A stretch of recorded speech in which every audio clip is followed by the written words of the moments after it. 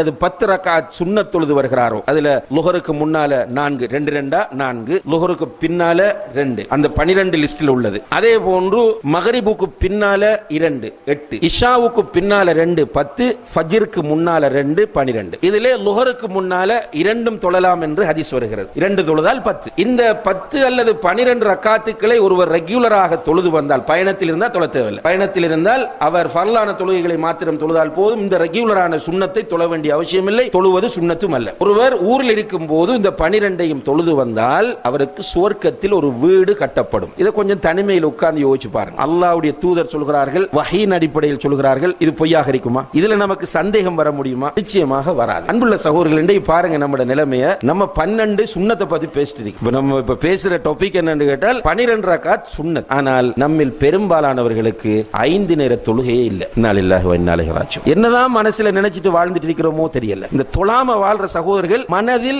எதை நினைத்து என்ன நினைக்கிறாங்க என்று உண்மையாக அவர்களே ஒரு தரம் மீட்டி பார்க்க வேண்டும். நான் தொழாம வாழ்றேனே, நான் என்ன நினைச்சிட்டு இருக்கிறேன்? அல்லாஹ் இல்லையா? குர்ஆன் ஹதீஸ் பொய்யா? மௌத் என்பது பொய்யா? கபருடைய வாழ்க்கையை நான் ஈமான் கொள்ளவில்லையா? மறுமையிலே அல்லாஹ் என்னிடம் முதலாவது கேட்க போகிற கேள்வி தொழுகை தொழுகை என்று சொல்கிறார்களே, இது பொய்யா? தொழாதவர்களுக்கு அல்லாஹ் சக்கர் என்ற நரகத்தை தயார் செய்து வைத்திருக்கிறானே, இது பொய்யா? கொஞ்சம் யோசிச்சு பார்த்தாங்கன்னா அவர்களுக்கே அவர்கள் செய்யக்கூடிய அசிங்கம் புரியும். அல்லாஹு தஆலா எவ்வளவோ நிஅமத்துகளை தந்திருக்கிறான் சகோதரர்களே. அல்லாஹ் தந்திருக்கிற நிஅமத்துகளை எண்ண ஆரம்பித்தால் நம்மால் எண்ணி முடிக்க முடியாத அளவு நம்முடைய சொந்த வாழ்க்கையில் அல்லாஹ் நிறைய நிஅமத்துகளை தந்திருக்கிறான். தேவண்டா உட்கார்ந்து பட்டியல் போட்டு பாருங்கள். உங்களுடைய 2 கண்ணும் கெட்டு போகும்போது கண்ணின் பெருமதி உங்களுக்கு புரியும். உங்களுடைய 2 கிட்னிகளும் பழுதாகும் போது அல்லாஹ் தந்திருக்கிற கிட்னியின் பெருமதி உங்களுக்கு புரியும். ஏதாவது ஒரு இடத்தில் எலும்பிலோ சதையிலோ எங்காவது ஒரு இடத்திலே கேன்சர் என்று ஒரு நோய் உண்டாகும் போது அந்த ஆரோக்கியமான நிஅமத்தின் பெருமதி நமக்கு புரியும். அல்லாஹ் தஆலா தந்திருக்கிற நிஅமத்துகளை எல்லாம் அனுபவித்துக் கொண்டு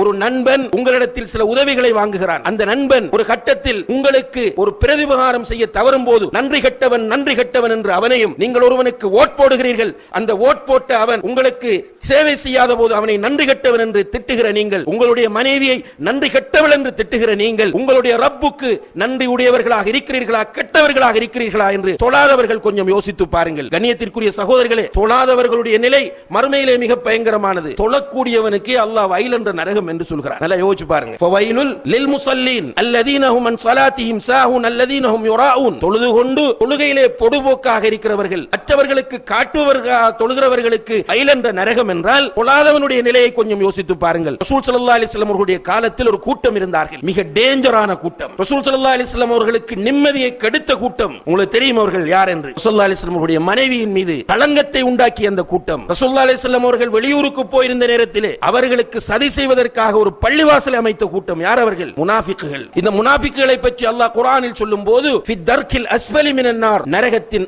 அடித்தட்டில் அவர்கள் இருப்பார்கள் என்று அல்லாஹ் சொல்கிறான். நரகத்தின் அடித்தட்டில், அதாவது காஃபிர்களை விட கேவலமானவங்க முனாஃபிக். கண்ணியத்திற்குரிய சகோதரர்களே, இந்த முனாஃபிக்குகளும் ரசூல் ஸல்லல்லாஹு அலைஹி வஸல்லம் உடைய காலத்தில் தொழுதான். கொஞ்சம் யோசிச்சு பாருங்க. தொழாதவர்கள் நீங்க அந்த முனாஃபிக்கை விட மோசமானவர்களா? முனாஃபிக்கை விட நன்றி கெட்ட கேவலமான கூட்டமா? ஏன் உங்களுடைய மூளையை பயன்படுத்தாமல் இருக்கிறீர்கள்? உங்களுடைய சிந்தனையை பயன்படுத்தாமல் இருக்கிறீர்கள்? நீங்க ஹுத்பா முடிந்து போகும்போது ரோட் கிராஸ் பண்ற நேரத்தில் ஒரு வாகனம் வந்து அடித்தால் ஹலாஸ், உங்களுடைய வாழ்க்கை முடிந்து விடுகிறது. அன்புள்ள சகோதரர்களே, உங்களோட கோபத்தில் பேசவில்லை. இந்த ஹுத்பாவின் பெருமதியை நீங்கள் மௌத்தாகும் போது உணர்வீர்கள். நீங்கள் கபரில் வைத்து உணர்வீர்கள். மஹ்ஷரிலே உங்களுக்கு முன்னால் அல்லாஹ் வந்து உங்களோடு நேரடியாக பேசும்போது இந்த ஹுத்பாவின் பெருமதியை உணர்வீர்கள். இன்று முடிவெடுங்கள். இந்த பள்ளியில் வைத்து முடிவெடுங்கள். அல்லாஹ்வின் மீது சத்தியம் செய்து முடிவெடுங்கள். இதற்கு பிறகு என்னுடைய வாழ்க்கையில் ஒரு வக்து தொழுகையும் நான் விடமாட்டேன் என்ற முடிவை எடுங்கள். ஒரு மனிதனை ரசூலுல்லாஹி அலைஹி வஸல்லம் அவர்கள் எப்படி தொழுகைக்கு வழிகாட்டுகிறார்கள் என்றால், நின்று கொண்டு தொழு, அதற்கு முடியாவிட்டால் இருந்து கொண்டு தொழு. அந்த அளவுக்கும் உன்னுடைய உடலில் ஆரோக்கியம் இல்லையா, படுத்துக் கொண்டு தொழு. அதற்கு முன்னால் முடியாவிட்டால்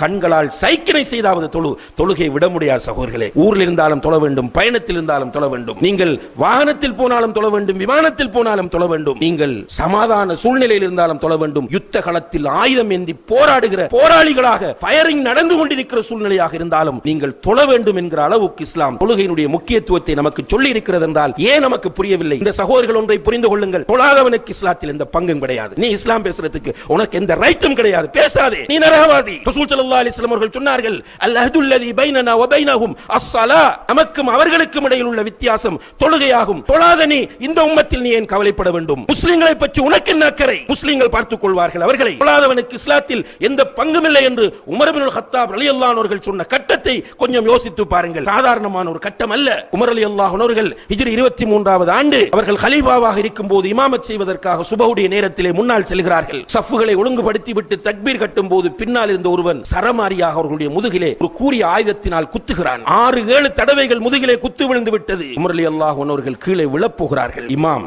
தக்பீர் கட்டி நின்ற இமாம் கீழே விழப்போகிறார்கள். பின்னால் இருந்த அப்துர் ரஹ்மான் இப்னு அவுஃப் ரலியல்லாஹு அன்ஹு கையை பிடித்து முன்னால இழுத்து விட்டார்கள். இமாமத் செய்யுமாறு மக்கள் அவர்களை தூக்கி கொண்டு செல்கிறார்கள். வீட்டில் வைத்து அவசர சிகிச்சை நடக்கிறது. அவசர சிகிச்சை நடந்து கொண்டிருக்கும் போது மயக்கம் அவங்க யாதில்லை. உமர் ரலியல்லாஹு அன்ஹு அவர்கள் கண் விழித்து பார்க்கிறார்கள். நிறைய சஹாபாக்கள் சூழ்ந்து கொண்டிருக்கிறார்கள். அந்த நேரத்திலே முதலாவது கண்ணை திறந்த உடனே அமீருல் முஃமினீன் ஹலீஃபா ஜனாதிபதி ஃபர்ஸ்டா கண்ணை திறக்கிறார். மயக்கத்தில் இருந்து என்ன பேசணும், அவருக்கு என்ன சொல்லணும்? இப்னு அப்பாஸ் ரலியல்லாஹு அன்ஹுமா பக்கத்தில் இருந்து அவரை பார்த்து சொன்னார்கள், அமீருல் முஃமினீனே, நீங்கள் இன்னும் சுபஹு தொழவில்லை என்றார். அல்லாஹ் உமர் ரலியல்லாஹு அன்ஹு அவர்கள் நான் இருக்கிற நிலை என்ன என்று டென்ஷன் ஆகல. அவங்க கேட்டாங்க, மக்கள் தொழுதுட்டாங்களான்னு கேட்டாங்க. கேட்டுட்டு தயமும் செய்து உடம்பிலிருந்து இரத்தம் ஓடக்கூடிய நிலையில் சுபஹு தொழுகையை நிறைவேற்றி விட்டு சொன்னார்கள், லா ஹவ்வ ஃபில் இஸ்லாமி லிமன் தரக ஸலா, தொழுகையை விட்டவனுக்கு இஸ்லாத்தில் எந்த பங்கும் கிடையாது என்றார்கள். எனவே கண்ணியத்திற்குரிய சகோதரர்களே, உங்களை அல்லாஹ்வுக்காக நேசிக்கிறோம். நீங்கள் யார் என்று நமக்கு தெரியாது. மூமின்கள் என்கிற வகையில் ஜும்மா தொழ வந்திருக்கிறீர்கள். உங்களில் பெரும்பாலானவர்களுக்கும் நம்மை தெரியாது. நாம் கலிமாவின் அடிப்படையில் ஒன்றுபட்டவர்கள். உங்களை அல்லாஹ்வுக்காக நேசிக்கிறோம். அந்த நேசத்தின் வெளிப்பாட்டால் சொல்லுகிறோம், இன்றிலிருந்து